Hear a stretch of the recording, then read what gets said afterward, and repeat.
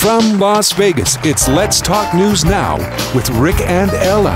Welcome back to Let's Talk News Now. I have here with me two, how else can I describe this? Outstanding women. You really, both of you are, and I take such a privilege to get a chance to introduce Kimberly Root and Marlene Richter. Kimberly, of course, we recognize you because you are currently Miss Nevada Globe. Did I say that properly? Yes, I was last year's winner. Okay, fantastic. So we've seen you in the newspapers and so on, as well as... I'm around. You're around, out and about. Yay, welcome. Thank you. And Marlene Richter, your job as the executive director at Seg-2 is beyond noteworthy. You are an icon to the city, and you have just put your heart and soul into this. I had probably one of the most moving experiences I have had in a long time. And when Kimberly, you were kind enough to arrange for an interview and for a tour for myself and Ella at the Seg-2.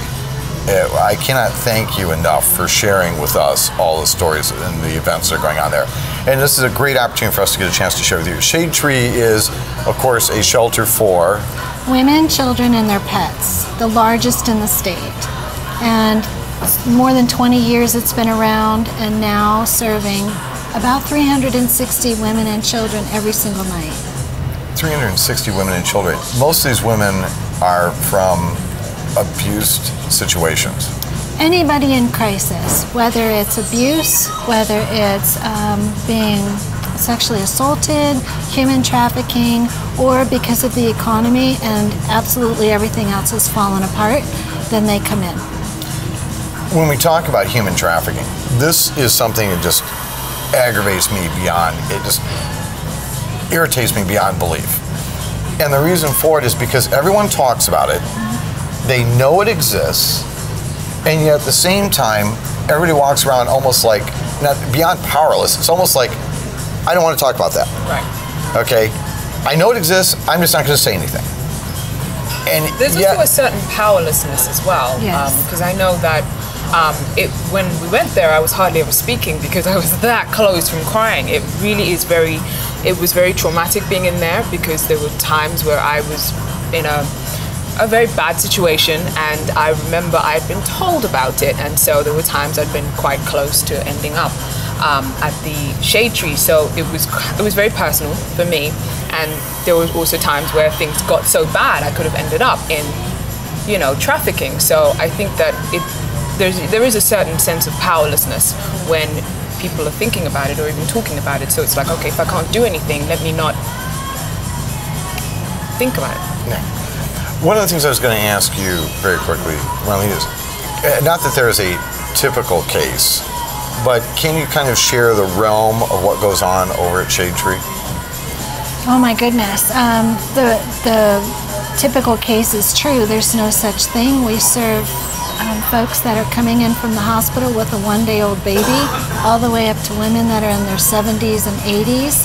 We have the police arriving around the clock with people in their back seat that they've pulled out of the most horrific circumstances under the home that they shared with their partner, and now are bruised and battered, and their children have watched this going on. And they come through our front door hopeful that something better is ahead. And obviously, you and your entire staff work diligently at that. You mentioned over 300 plus women will be staying, women and children and pets. And pets, ironically enough, they actually have a pet shelter there, because oftentimes the duress is family members don't want to leave a pet at home. That's right. The pet can become the next target, and we learned that very early on. So we didn't want the pets to be abused. And then the second thing is that we don't want them going back home to check on their pets and walking right back into the danger. And so removing every possible barrier was our mission. Children, women, children without their parents, women without children, we don't care. Just want them to come in, want them to be safe, and have them start over. Those are the problems.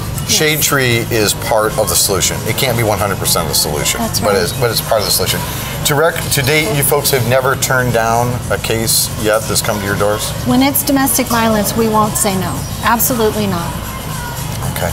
Kimberly, you're involved. How is it you became involved? Obviously, as Miss Nevada Globe and so on, there's a lot of charities you interface with. Yes, I love charity work, and that's actually why I got into pageantry. I started doing the Globe pageant and got involved with the WIN Foundation, which is Women in Need, and it supports programs that help battered women and children. And so I wanted to do something locally, so I contacted Marlene to see how we could help in the Las Vegas area.